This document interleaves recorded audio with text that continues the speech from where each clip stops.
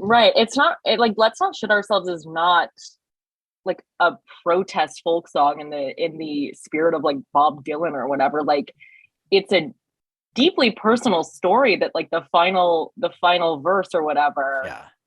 gets into it all. Yeah. That song is forever. That's probably one of the first Bright Eyes songs I heard and loved. Like that is my forever fave song, I think. It's crazy. It's just an insane song. And I think it pulls off a trick of like, that was a really good album. And now here's the last song. Let's see what it is. And it's like, well, shit. Like that's a 10-minute barrage of like, it's not just the last song on that album. It's like this whole extra thing. There could be a whole episode of this podcast just about that song.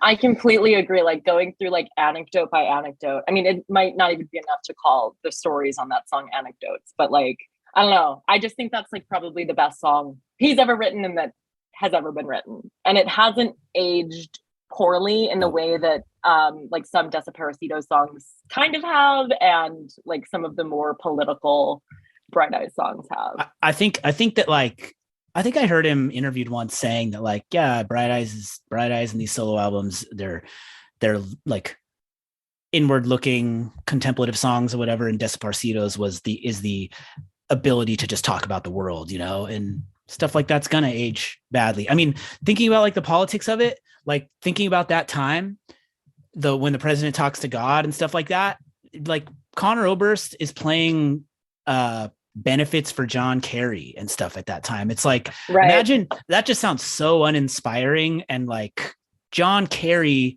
not Barack Obama or Bernie Sanders or something that creates something. It's like, he's not like an inspiring progressive force. I mean, however one feels about how, Obama's legacy is and, exactly. and the Bernie of it all, like it's, John Kerry isn't an exciting politician for young people or any thinking person really. So yeah, that was such an interesting era. Yeah, like when he was doing fundraisers like alongside Bruce Springsteen and stuff. Exactly. So, yeah. No, it feels very much of a different time. Like that. Everyone was. I think it was just like that was I think we were at a time and it was like George W. Bush needs to go. This is bad. Who is the politician? I mean, it was like Howard Dean, and then he like shrieks and he's out, and then it's yeah. Yeah. I think it was just this like, who feels presidential, and it's like maybe we're still doing versions of that, but it feels no, I don't know, man. That's a weird time to think about.